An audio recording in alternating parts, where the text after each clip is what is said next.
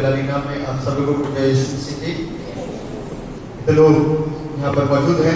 परमेश्वर आपको, आप सबको, आपके परिवार को बहुत आशीषें और बरकतें प्रदान करें। आप प्रभु में फलें, बढ़ें और आशीष देने वाले वृक्ष और उसके फल बन जाएं, ताकि आपके हुजूरी में बहुत सारे लोग उस यीशु को जानने पाए। हालेलुया। प्रभु का धन्यवाद देते हैं उन आशीषों के लिए जो सिर्फ यीशु के पास में है। धन दौलत से नहीं प्राप्त होती, रुपए पैसे से प्राप्त नहीं होती, ज्ञान बुद्धि से प्राप्त होती, ज्ञान विज्ञान से प्राप्त होती। वो दौलत जो यीशु के पास में है वो यीशु से ही प्राप्त है। हालेलुया। उस सच्चे ईश्वर पर हम अपने विश्वास को बढ़ाएं और आशीषित करें।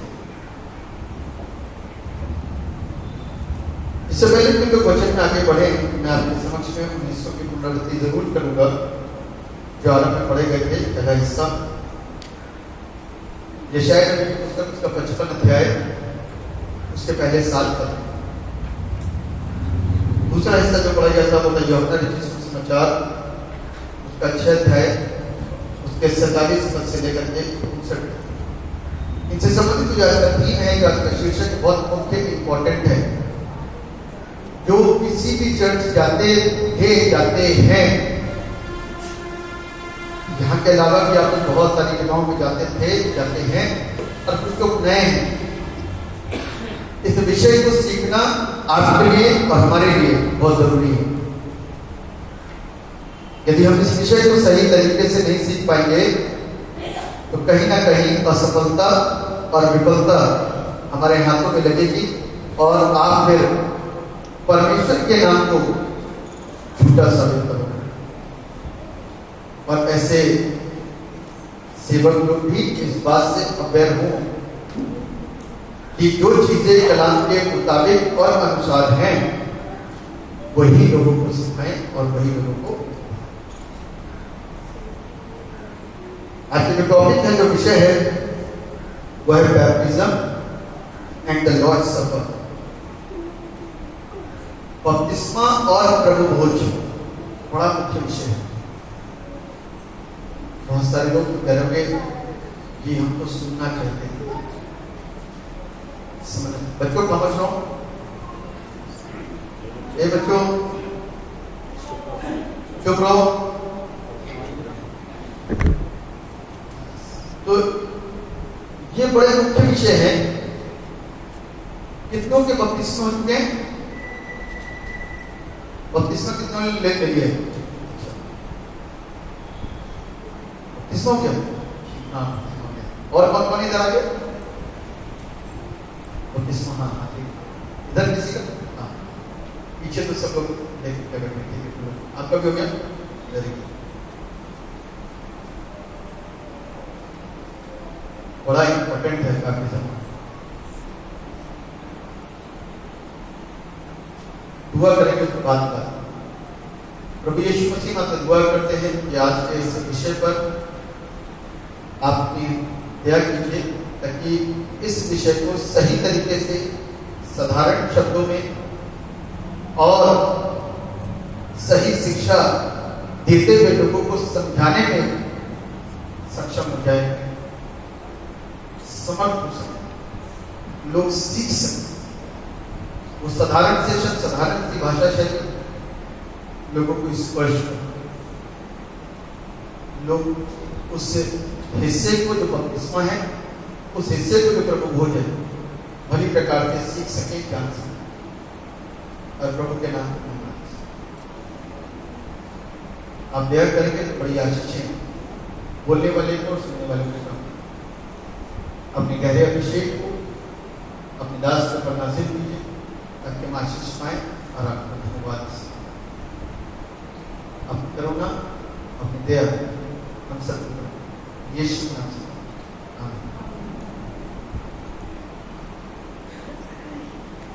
तो आप लोगों के बैप्टिज्म हो चुके हैं।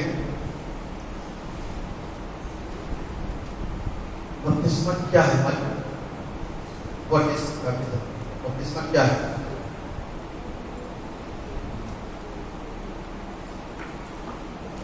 जिन लोगों के बपतिस्मे हुए हैं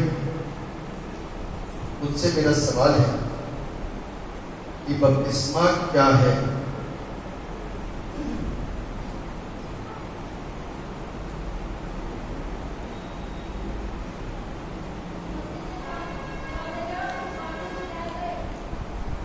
जी, बपतिस्मा कौन ले सकता है?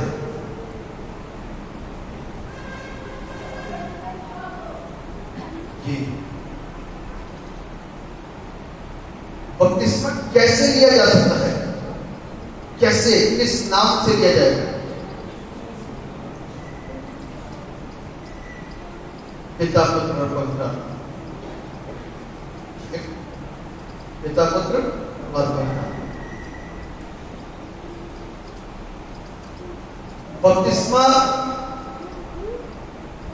क्या बीमारी का सुधार करने के लिए दिया जाना चाहिए? कितने लोगों ने बीमारी से सुधार के लिए बपतिस्मा लिया?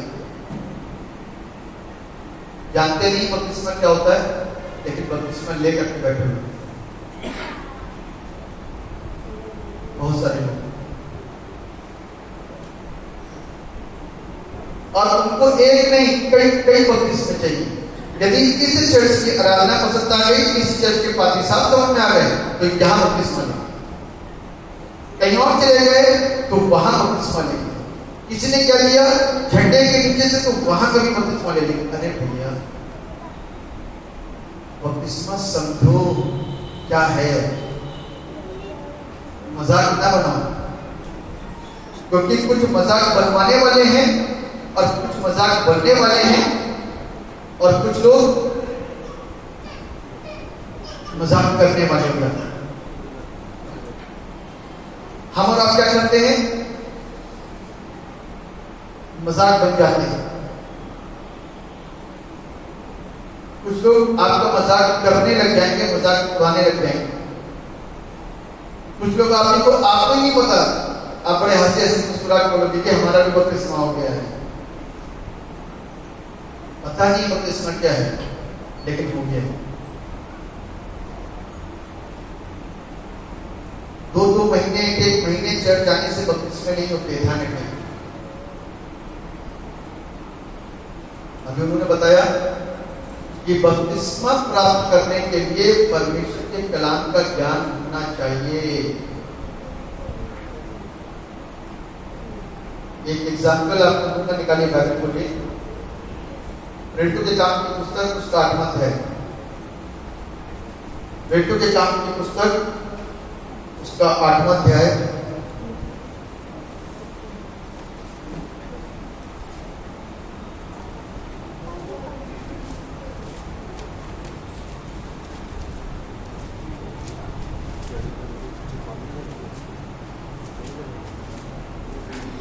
पढ़ी उसके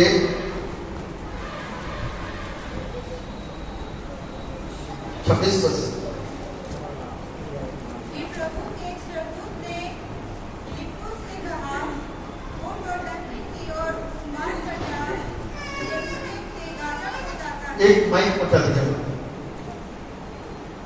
एक माइक पहुंचा दीजिए ताकि सब लोग आराम से सुन सके। यदि बाइबल नहीं खुली है तो एटलीस्ट सुन सकते हैं।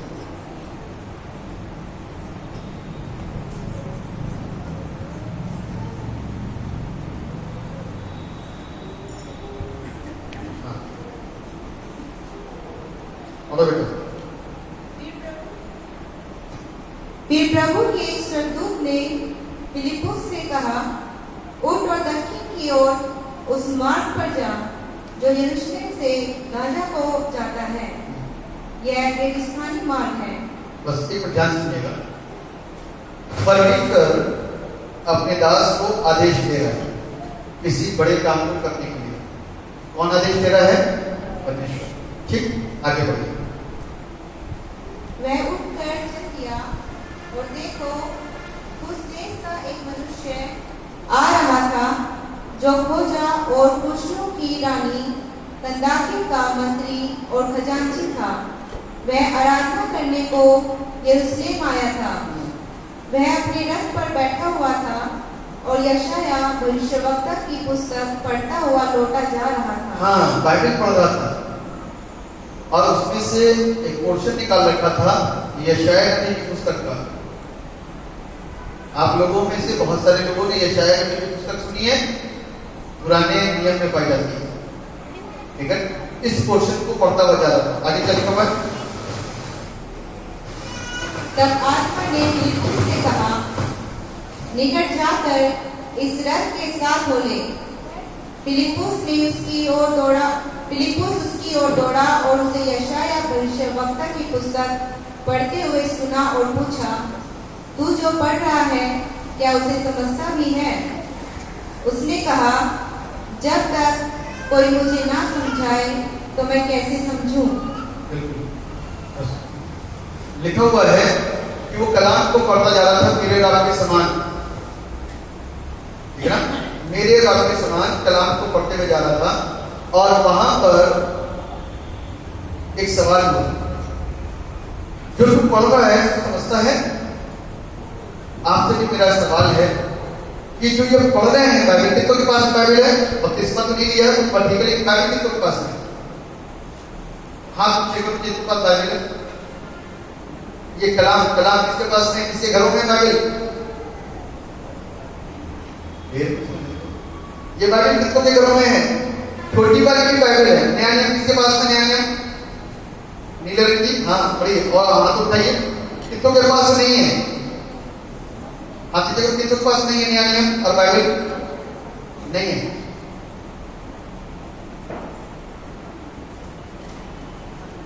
बाइबल में लिखा हुआ है, जितने लोग इसको पढ़ते हैं, आप कहते हैं पढ़ते तो हैं, दुआ भी करते हैं, समझते हैं क्या इसको? पढ़ तो इसलिए रहे हैं कि पापी साहब ने कहा, भैया बेटा पढ़ोगे तो दुष्ट आत्मा आएगी नहीं, दुआ करोगे तो दुष्ट आत्मा आएगी नहीं, उपवास रखोगे और अपने संबंध को प्रभु पिता से मजबूत रखोगे, अपने अंदर की बुराइयों को दूर करोगे तो दुष्ट आत्मा छुएगी नहीं। इसलिए डर के मारे पढ़ रहे, ताकि कभी भी पादी साहब का फोन आ जाए या कभी भी हमको दिक्कत आ जाए तो पादी साहब सबसे पहला सवाल पूछेंगे, दुआ कितनी करते हो, वचन पढ़ते हो नहीं पढ़ते हो? तो कम से कम सच तो बोल देंगे, हाँ जी एक हिस्सा जरूर पढ़ते हैं, डेली पढ़ते हैं। मैंने यहाँ पे बहुत सारे लोगों को देखा, नया नियम नहीं समझा तो पूरी फुल बाइबल चाहिए। नया नियम भी नहीं पढ़ा था पूरा, नया नियम एक नया नियम देखिए मेरे छोटा सा एक नया नियम नहीं, तो ये जल्दी से, बहुत हड़बड़ी है हम लोग की जिंदगियों के अंदर, क्योंकि हमको बहुत जल्दी बड़ा होना है, बहुत जल्दी चकाई प्राप्त करनी है। 20 साल का रोग कैसे दूर होगा? बहुत जल्दी फटाफट। ये नया नियम है, तो आप समझ नहीं पाएंगे कि इसको बाइबल कहते हैं। ये बहुतों के पास में है, बहुतों के घरों में है, ठीक है। अभी ये कंप्लीट नहीं हुआ है, ये पढ़ा नहीं गया और ये पूरी बाइबल चाहिए। ये कंप्लीट नहीं हुई, इसको समझा नहीं, लेकिन ये पहले खरीद देंगे, ये फ्री में मिल रही है, लेकिन ऐसा लगता है पैसा देके खरीदने की तो जल्दी चकाई मिलेगी। सोच के परवाह। मैं आपको बताना चाहता हूं कि बाइबल अंदर होनी चाहिए, घर में नहीं। आप क्योंकि घर में रखने से आपको छुटकारे मिल जाए, चंगाइयां मिल जाए, तो थोड़ा सा विश्वास में आपकी और सोच में कमी है। यीशु का कलाम, यीशु का नाम अंदर होना चाहिए। जो बात बात में अभी भी पुरानी चीजें, पुराने भगवान, पुराने देवता, पुरानी चीजें निकल जाती हैं जोश में, भावनाओं में बह करके, है ना। तो इससे पहले कि इसको अंदर लीजिए ताकि उसका नाम निशान मिट सके, और आप इसको तो जानकारी प्राप्त कर नहीं पाए, इसको 200 रुपए दे करके प्लस 150 रुपए का कवर लेकर के 350 में आपने सोचा कि आपने महंगाई खरीद ली। भैया ये थोड़ी सी गलतफहमी है। ऐसे ही एक काम और हो जाता है हमारे साथ में कि जहां पर पादरी साहब ने बोला कि बपतिस्मा लोगे ठीक हो जाओगे, तो लोग सामने आ गए बपतिस्मा ले जाएंगे, ठीक हो जाएंगे, हाँ जी ठीक हो जाओगे। देने वाला भी गड़बड़ कर रहा है और लेने वाले को तो पता नहीं, तो वहां गड़बड़ी कर रहा है। मेरे प्रियो, इस बात को सीखना है, समझना है। बाइबल बता रही है, हमको सिखा रही है कि खोजा चला जा रहा था और फिलिप्पुस से परमेश्वर ने कहा जा और जा करके उससे बात कर। तब वो दौड़ता हुआ आया और पूछा, जो तू पढ़ रहा है क्या तू उसको समझता है? जो तू पढ़ रहा है क्या तू उसे समझता है? कितने लोग इसको समझते हैं? वेरी गुड, अच्छी बात है, आपको समझते हैं। क्या करी? तो कभी पूछा आपने कितने संडे से चर्चा है? पूछा, चल वेरी गुड। पूछने से ही शिक्षा, पूछने से ही ज्ञान बढ़ेगा।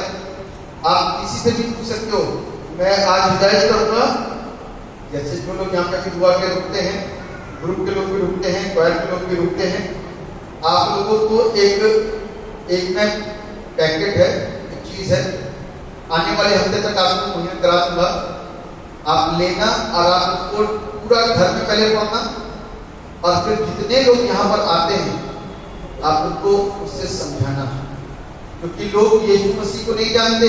यहाँ भीड़ खड़ी हुई है, यीशु को नहीं जानती। अगले हफ्ते में और भीड़ बढ़ जाएगी, उसके अगले हफ्ते में इसकी दुगनी हो जाएगी, और इसको कोई नहीं जानेगा तो भीड़ को देख करके ताली थोड़ी ना बजाने हैं। हमें यीशु के नाम का प्रचार करना, सच्चाई का प्रचार करना है, झूठ का नहीं। हमें अपना प्रचार नहीं करना है। यहाँ पे हमें सच्चाई का प्रचार करना, सच्चाई को बताना है, यीशु सच्चाई है। इसलिए इस सत्य को जानने से जिंदगी के अंदर क्या होगा, उस चीज की जानकारी होनी बहुत जरूरी और अनिवार्य है। ये हमारे जीवन को लिखा ना, नया नियम। ये नया नियम इस जीवन के अंदर घुसा तो ये नया जीवन बन जाएगा, समझे? ये नया नियम इस जीवन के अंदर घुसा तो ये नया जीवन, नई सृष्टि बन जाएगा। ध्यान रखिएगा। फिर मुंह से बुरी बुरी बातें नहीं निकलेगी, चोरी नहीं होगी, बंधन टूटेंगे, श्राप हटेंगे, टोटके खत्म होने लग जाएंगे। ऑटोमेटिक सिस्टम है, ऑटोमेटिक सिस्टम। यहां से ऑन, लाइट जल गई, ये ऑटोमेटिक सिस्टम है। अभी तो कोशिश कर रहे हो, बहुत मेहनत करनी पड़ रही है, लेकिन जिस दिन इसको आप जीवन के अंदर ले लोगे ना, उस दिन ऑटोमेटिक सिस्टम आपके जिंदगी के अंदर लागू हो जाएगा। और वो ऑटोमेटिक सिस्टम को शैतान अच्छी तरीके से जानता है, दुष्ट आत्मा अच्छी तरीके से जानती है, बीमारी अच्छी तरीके से जानती है, श्राप अच्छी तरीके से जानता है। वो ऑन होते ही समझ लेना कि बीमारियों का बाजा बच जाएगा, दुष्ट आत्माओं का बाजा बच जाएगा, वो अपने आप चली जाएंगी। एक बार अंदर उसको आने को दो। आपने तो बड़ी बाइबल लेकर के और कोई पढ़ा लिया, अभी ये अंदर घुसा नहीं, ये पहले ले लिया, इससे गड़बड़ी होती है। तो कहता है जो तू पढ़ता है क्या तू उसे समझता भी है? आगे क्या लिखा जरा पढ़िए।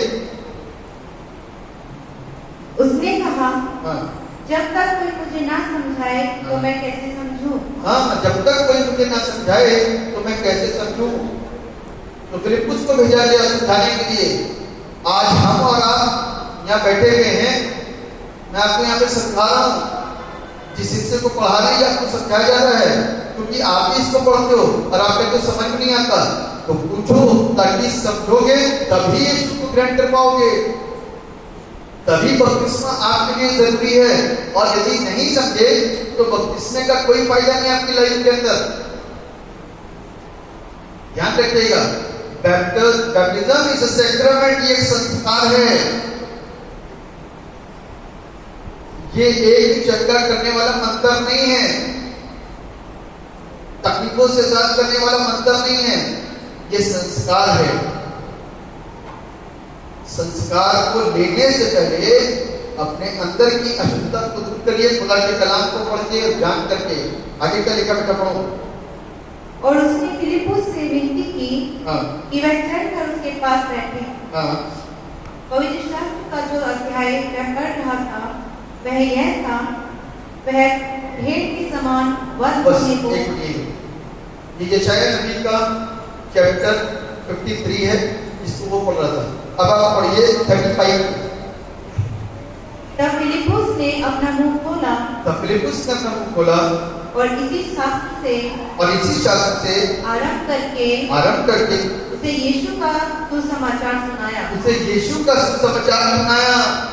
इसका इसमें यीशु की बातें लिखी हैं, आपको डायरेक्ट प्रतिलिपि यीशु के नाम की दी गई है।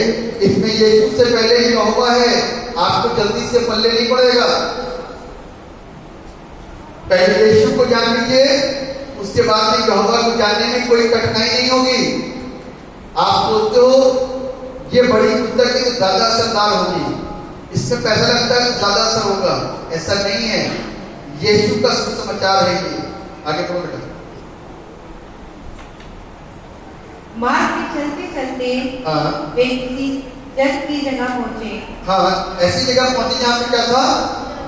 जल, पानी। आगे क्या लिखा हुआ? तब खोजी ने कहा, हाँ देख हाँ यहाँ जल है, हाँ, अब मुझे बपतिस्मा लेने में क्या रोक है? यहाँ जल है, अब मुझे बपतिस्मा लेने में क्या रोक? सुसमाचार सुन लिया मैंने, इसको सीख लिया, इसको समझ लिया।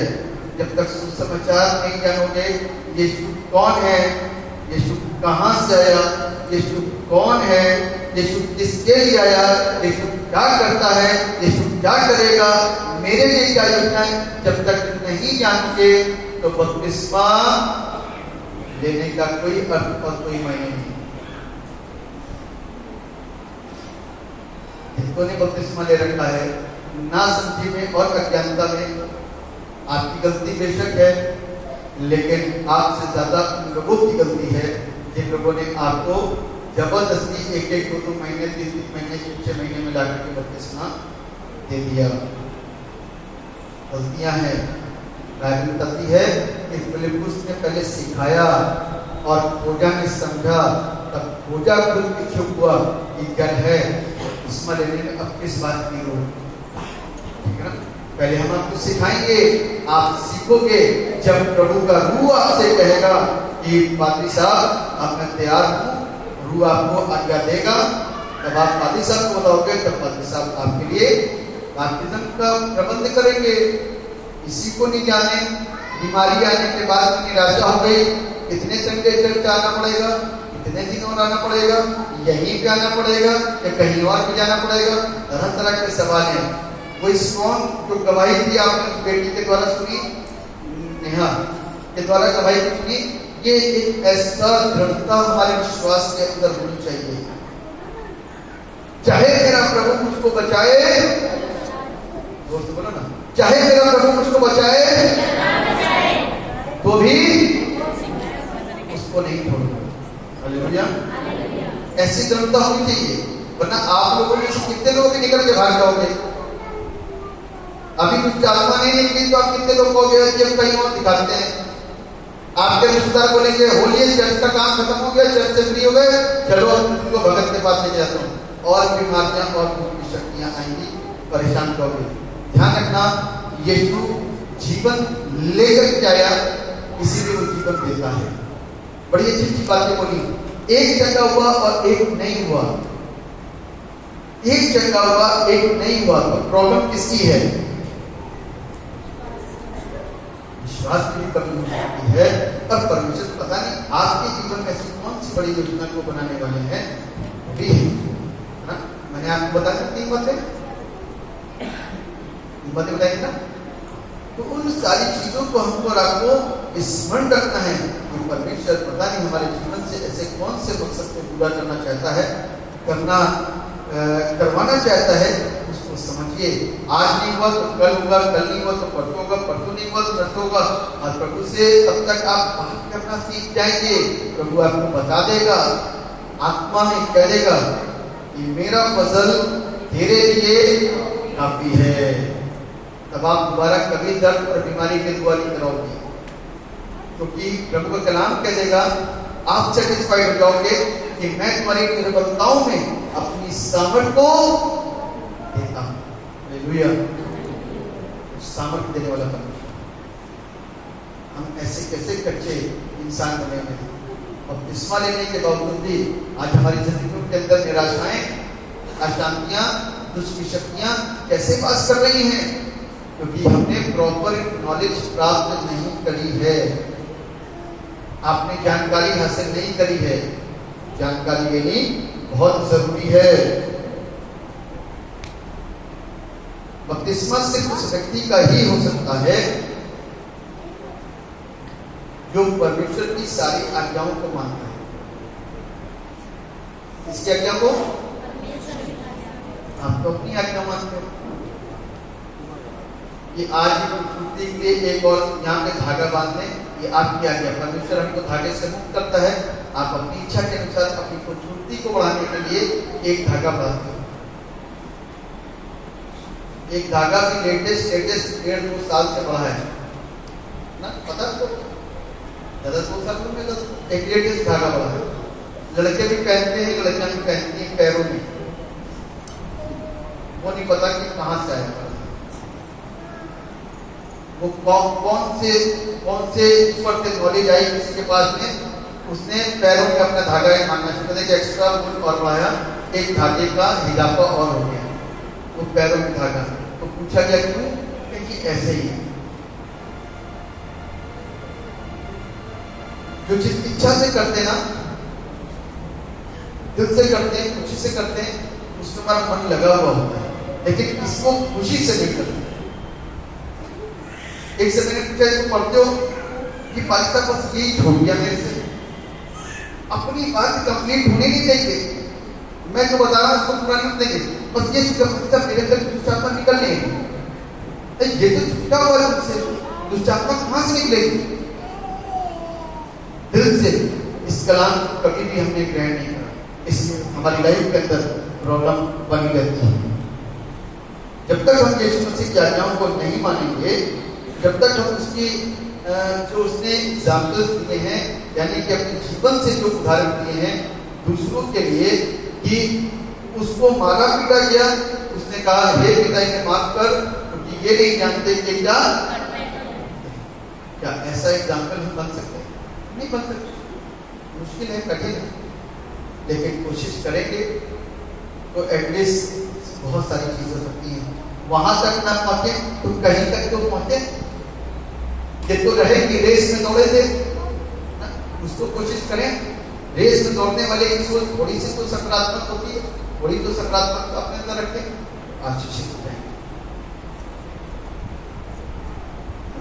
बपतिस्मा लेकर के यदि हम पाप कर रहे हैं तो आप जवाब दो कि हम स्वर्ग की तैयारी कर रहे हैं या नरक की तैयारी।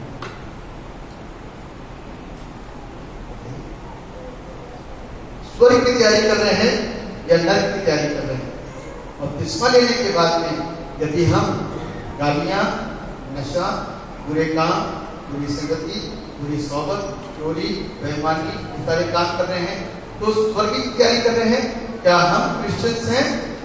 क्या हम प्रभु के मानने वाले हैं? क्या हम उसकी आज्ञा के पालन करने वाले हैं? यहाँ पर लिखा उसकी आज्ञा का पालन करने वाला होना चाहिए। बपतिस्मे का मीनिंग ही है उसकी आज्ञा का पालन करने वाला व्यक्ति।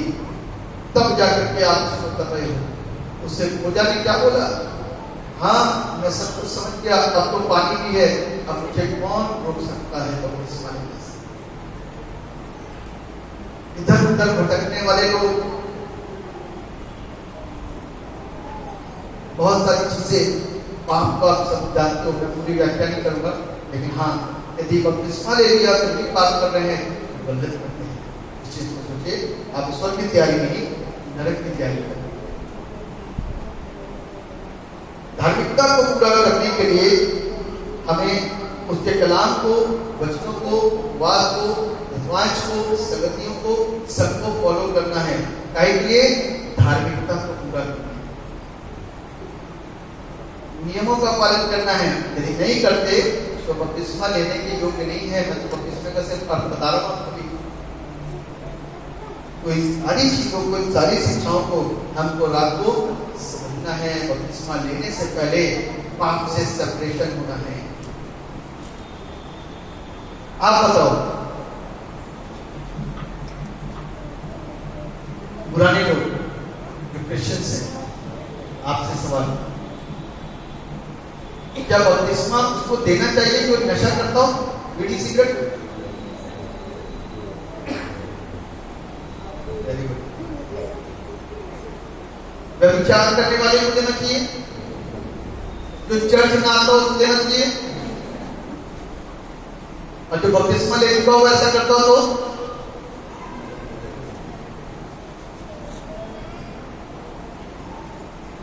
सोचिए, थोड़ा सा प्रभु के साथ में वफादार हो जाएं। प्रभु के साथ में वफादार हो जाएं, क्योंकि सही को सही और गलत को गलत कहना हमारे पास में आना चाहिए। तभी हम एक सच्चे, कपट रहित विश्वासी होंगे, ईसाई होंगे, प्रभु के लोग होंगे, इस्राएली होंगे। यदि हम अभी भी उन सोच और विचारों को रखते हैं कि ये ऐसा, और अपने आप को नहीं चेक कर रहे हैं, तो गड़बड़ियां हैं। हम और आपको अपने अंदर उन गड़बड़ियों को दूर करना है, तब बपतिस्मा मेरा और आपका कामयाब होगा। यदि पापी जीवन जी चुके हैं, जी लिया है, और अपने पापों को हम जानते हैं कि हम लगातार गुनाह और पाप कर रहे हैं, और बपतिस्मा लिए गए हैं, और एक दिन वापस से सुनिएगा, वापस से सुनिएगा ध्यान से, बड़ा इंपॉर्टेंट बात है कि एक दिन किसी सभा में बैठ करके या कोई कन्वेंशन में बैठ करके हमने अपने गुनाहों को मान लिया, तो क्या हमको दोबारा बपतिस्मा लेने की जरूरत है? तो फिर पुराने वाले बपतिस्मे में तो दाग लगा दिया आपने, क्या वही काम कर जाएगा? जी, कर जाएगा। बपतिस्मा बदलाव के लिए नहीं किया जाता। हमको और आपको अपने आप को बदलना है, बस। वो आप कभी भी बदल सकते। मरने से पहले बदल दो तो ठीक है, मरने के बाद में कोई बपतिस्मा काम नहीं करने वाला, कोई प्रभु भोज भी काम नहीं करने वाला। कितनी भी प्रभु भोज आप ले चुके हो, कोई लाभ नहीं होगा। इसीलिए इस बात को समझेगा, बपतिस्मा प्रभु भोज दोनों पवित्र संस्कार हैं। कैसे? कौन से बोलिए? पवित्र संस्कार हैं, आसानी से नहीं लिए जाते, है ना? आसानी से नहीं इसको लेना है, उसके लिए तैयारी करनी है, त्याग देनी है, तब ये हमारी जिंदगी के अंदर कामयाबियां देते हैं। ठीक है ना? यदि आज हम प्रभु को जानने वाले दुष्ट आत्मा को बार बार सता रही है, हमारा विश्वास बार बार हिचकोले खा रहा है, तो ध्यान रखिए कि आप अभी ढंग से प्रभु में नहीं आए। ढंग से आओ प्रभु में, ढंग की संगति लो, क्योंकि इधर उधर इधर उधर इधर उधर भटकने वाले लोग हैं आप। भटको नहीं, एक दिशा में चलो। अभी प्रॉपर नॉलेज नहीं मिली है, इसीलिए कभी दुष्ट आत्मा परेशान करती है, तो कभी विचार परेशान करते हैं। इसलिए हमको और आपको अपने पुराने वाले किस्से को रेक्टिफाई करना है, उसको सुधारना है, उसको तो क्या कहते हैं, उसको ध्यान रखना है कि मेरा बपतिस्मा हो चुका, अब हमारा जीवन एक बपतिस्मा पाए हुए व्यक्ति का जीवन कैसा होना चाहिए, वैसी जिंदगी को जीना शुरू कर दीजिए। अच्छी जिंदगी, दिखावे की जिंदगी नहीं, क्योंकि दिखावे वाले 90% होते हैं, सही वाले बहुत थोड़े होते हैं। तो हमको अपने आप को उस 10% वाली भीड़ में लेकर के आना है, ताकि हम एक स्वस्थ और अच्छा और सुधरा हुआ जीवन जी सकें। जिसने प्रभु यीशु मसीह को स्वीकार कर लिया ना, उसकी शिक्षाओं को स्वीकार कर लिया, बपतिस्मा सिर्फ उसी का होना चाहिए और किसी का। ध्यान रखिए, परमेश्वर के कलाम को जिसने पढ़ा तो जाना बपतिस्मा क्या होता है, वही व्यक्ति बपतिस्मा ले। अननेसेसरी कोई आकर के जबरदस्ती बपतिस्मे की कोशिश न करे। इस चीज को ध्यान रखना है। बपतिस्मे का वही है जिसने पाप से रिपेंट कर लिया है, तौबा कर लिया, दोबारा पाप नहीं करना, तो बपतिस्मा वही व्यक्ति आकर के ले, उससे पहले कोई ना ले। ठीक है, कोई इसलिए ना आए, कोई आपको सिखाता है कि भैया तुम्हारी कुछ आत्मा निकल जाएगी, आगे बपतिस्मा ले लो, तो मत देना, गलत शिक्षा है। तुम्हारे घर में सुधार हो जाएगा, बपतिस्मा ले लो, कोई इस प्रकार से आपको बपतिस्मा देता है तो गलत शिक्षा है, मत देना। यदि आप किसी भी चर्च जाते हो, मुझे मालूम है बहुत सारे चर्चेस इस समय बंद पड़े हुए हैं, तो आप लोग इधर उधर के चर्चेस जितने जो इधर आते हो, आपका स्वागत है आपका, लेकिन शिक्षा बहुत महत्वपूर्ण है। यदि शिक्षा में जरा सी भी गड़बड़ी हुई तो आप किसी भी मोड़ में मुड़ जाओगे, लंबे दूर तक चलना पड़ेगा, कई किलोमीटर तक। ध्यान रखिएगा, दिल्ली बहुत सारे लोग जाते हैं, यदि एक भी टर्न गलत हुआ ना तो बहुत लंबा हाईवे आपको क्रॉस करना पड़ेगा, लौट करके आने में टाइम लगेगा जाने। यदि किसी भी चर्च ऐसी शिक्षा में आप चले गए जहां पर गड़बड़ी हो रही है, तो बहुत लंबा समय तक आपको पकड़ के रखने की ध्यान रखिएगा, लौट के आने में टाइम लगेगा, समय बर्बाद हो जाएगा, गाड़ी का तेल फूकता है, ध्यान रखना, और महसूस होता है कि हमने अपने टाइम को डिले कर दिया। इसीलिए वहां पर लौटने में हो सकता है बहुत कुछ आप खो बैठे।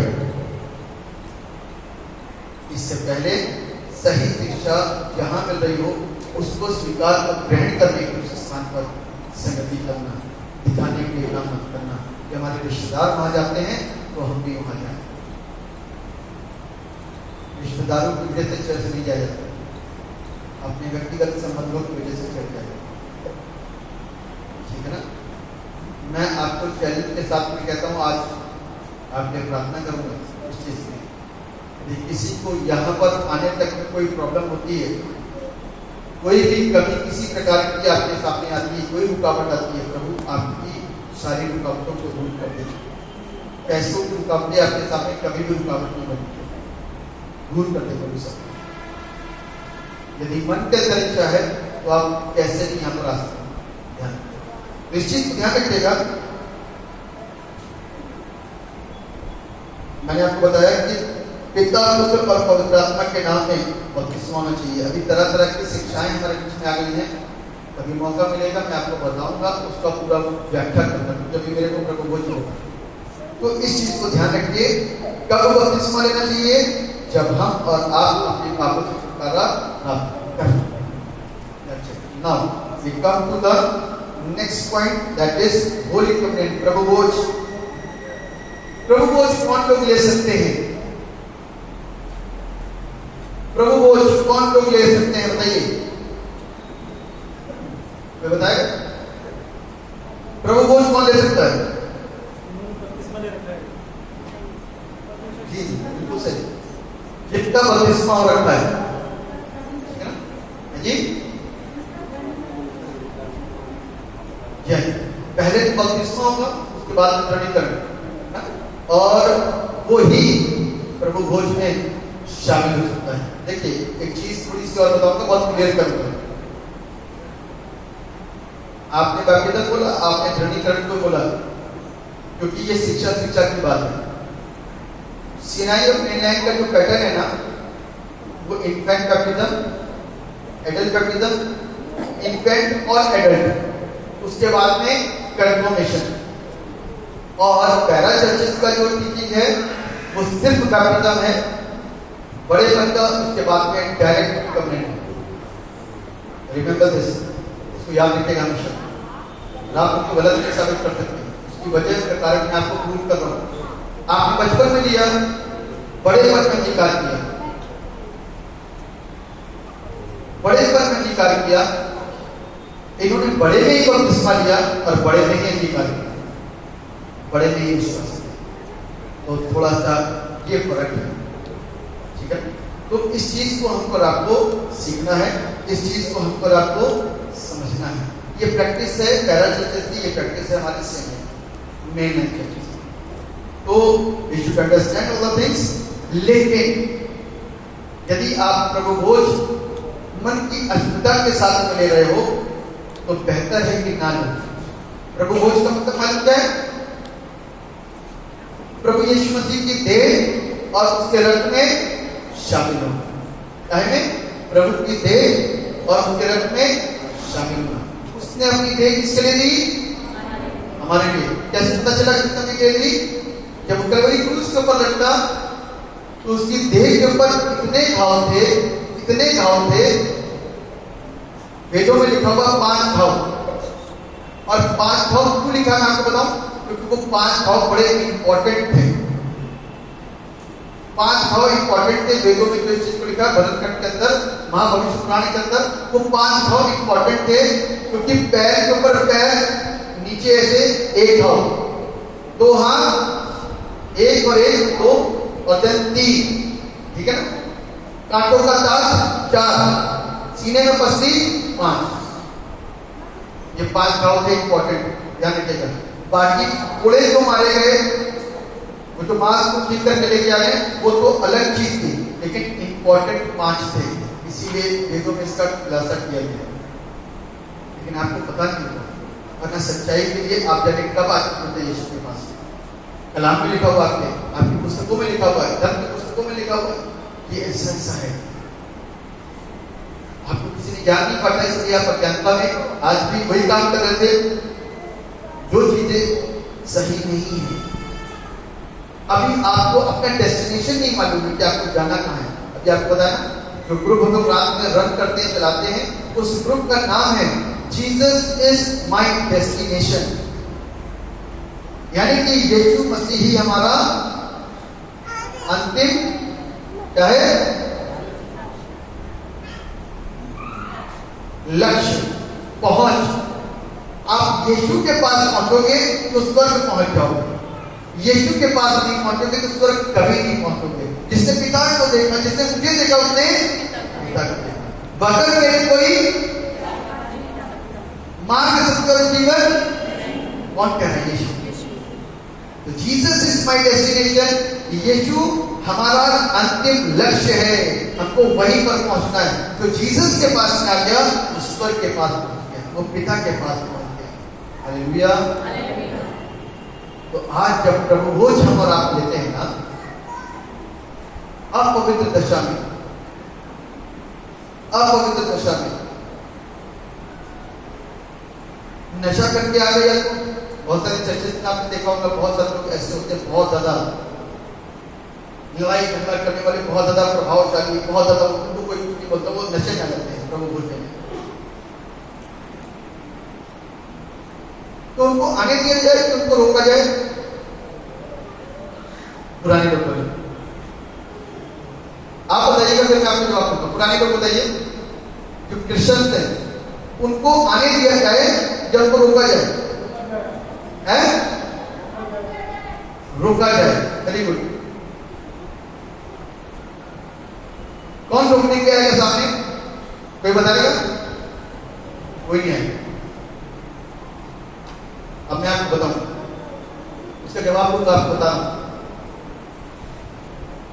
वो तो आपसे कह देगा कि भैया मैं तो नशा करके आता हूं, तो चुपचाप व्यभिचार करता है, क्योंकि तो प्रभु के मेज में शरीक हो रहा है। तू अपने आप में 10 साल को कह रहा है। ध्यान रखना, बाइबल कहती है कि यहूदा इस्करियोती को भी मेज पर आने से रोका नहीं गया। रोका गया? अंत क्या हुआ? तो बोले ना, नए पुराने सारे, अंत क्या हुआ? मृत्यु, खत्म, इसका खत्म। अब वो 12 शिष्यों के बिना नहीं गया। अंत क्या है? मृत्यु। आप यदि रोकने की कोशिश करोगे, समझाने की कोशिश करोगे, लोग कुछ समझेंगे, कुछ नहीं समझेंगे। इसीलिए मैं लगातार समझाता हूं। यहाँ पर भी लोगों ने समझा, कुछ लोग बीड़ी पी करके चले आए चर्च के अंदर और प्रभु बोलते नहीं, सिगरेट पी कर चले आ रहे हैं, प्रभु भोज ले ली, बीड़ी यहाँ रखी है, प्रभु भोज की प्याली के सामने हाथ मिला रखा। कहां तक सही है? This is wrong. हमको ये समझना है, आपने परमेश्वर का मजाक बनाया, या तो आपको शिक्षा नहीं मिली, या आप जानबूझ के प्रभु का मजाक बनाते हो और आपको उस पवित्र संस्कार का कोई वैल्यू नहीं है। वैल्यू है नहीं है। आप सोचो, आप मजाक कर रहे हो, प्रभु कोड़े खा रहा था आपके लिए। आप मजाक कर रहे हो, प्रभु ने आपके कोड़े खाए, 5 घाव शरीर के ऊपर लिए, ताकि हम आजाद हो सकें, हम छुटकारा प्राप्त। हमको और आपको इन सारी चीजों को सीखना है और इन सारी बातों को समझना है, तभी हम आशीषित हो सकते हैं। परमेश्वर का जो प्रभु भोज देने का लक्ष्य है, ये है, इसके द्वारा हम उस सामर्थ्य को प्राप्त करें, उस जिंदगी को प्राप्त करें जो यीशु के द्वारा हमको और आपको मिलती है। प्रभु भोज लेने से पहले हम अपने आप को जांचें। प्रभु भोज लेने से पहले हम अपने आप को जांचें कि क्या हम प्रभु भोज लेने के योग्य हैं। बाइबल बताती है जांचना बहुत जरूरी है। जांच लें तो हम आशीषित हो जाएंगे। हालेलुया। बपतिस्मा चलनाया,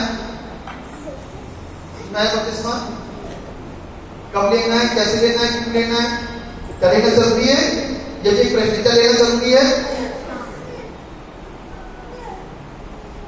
क्या बपतिस्मे के बगैर एक और शिक्षा करता कि एक ने ये भी शिक्षा फैला दी कि जो यीशु मसीह के बराबर में जो डाकू टंगे थे और उसका उद्धार उसी समय हो गया, उसका बपतिस्मा हुआ नहीं था।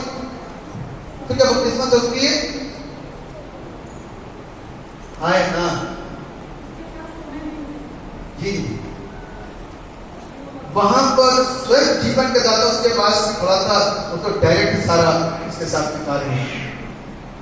आज मेरे रक्त पास जिंदगी में उस आशीष को लेने के लिए, संस्कार में आने के लिए पूरा टाइम है, पूरी नॉलेज दे दी जा चुकी है आपको। आप नहीं कह सकते कि हमको बपतिस्मा नहीं मालूम है, और आप कहोगे कि अभी तक हम ठीक नहीं हुए, अभी तक पवित्र नहीं हुए, अभी तक बच्चे नहीं हुए, किसी ने बपतिस्मा नहीं ले सकते, इसलिए प्रभु भोज में शामिल नहीं हो सकते, तो जिंदगी बीत जाएगी, मृत्यु आ जाएगी। हम और आप नहीं कहेंगे। इसलिए इससे पहले कि मृत्यु आ जाए, नरक हमारे जीवन के ऊपर अपने पकड़ को बनाए, हम और आप आपे में आ जाए, अपनी जिंदगी को सुधार लें, तब हम और आप आशीषित हो सकते हैं। अन्यथा मेरे और आपके लिए मुश्किल हो जाएगा। बपतिस्मा इंपॉर्टेंट है, वेरी इंपॉर्टेंट है, बहुत जरूरी है। उसके बगैर हम और आप उसके राज्य में भागीदारी नहीं रख सकते। अंतिम पद पढ़ाऊंगा एक से, इसको प्रूव करने के लिए, उसके बाद मैं खत्म करूंगा। मरकुस 16:16 पढ़िए। मरकुस रचित सुसमाचार का 16वां अध्याय और उसका 16वां पद क्या कहता है, इसको पढ़िए जोर से, ताकि हम सब लोग जिनके पास बाइबल नहीं है वे सब भी सुन सकें। जो विश्वास करे और बपतिस्मा ले, उसी का उद्धार होगा। जी हाँ, क्या जो विश्वास करे, सबसे पहले उसने क्या करा था, मोजा ने विश्वास किया। जो विश्वास करे और बपतिस्मा ले, उसी का उद्धार होगा, और किसी का नहीं। आप बाईपास जाने की कोशिश करो, छोटा रास्ता पकड़ो, लंबा रास्ता पकड़ो, उससे कोई फायदा नहीं होने वाला। आपको प्रॉपर तरीके से नियम कानून के अनुसार चलना है, तभी आशीषित हो सकते हैं। उससे पहले कुछ भी हमारा नहीं हो सकता। परमेश्वर इस कलाम के द्वारा हमको आशीषें और बरकतें बताएं। हम दुआ करें। जीवित और समर्थित पिता परमेश्वर, हम आपको धन्यवाद देते हैं आपके तमाम आशीषों के लिए। हम सबको बरकत दीजिए, सबको आशीष, अपनी महिमा के हमारी जिंदगी के द्वारा आपके नाम की महिमा मिले, आपका जलाल पाए, आपका नाम जितने यहाँ मौजूद हैं ये सब प्रभु आपके नाम के द्वारा आशीष पाएं और आपको यीशु के नाम में।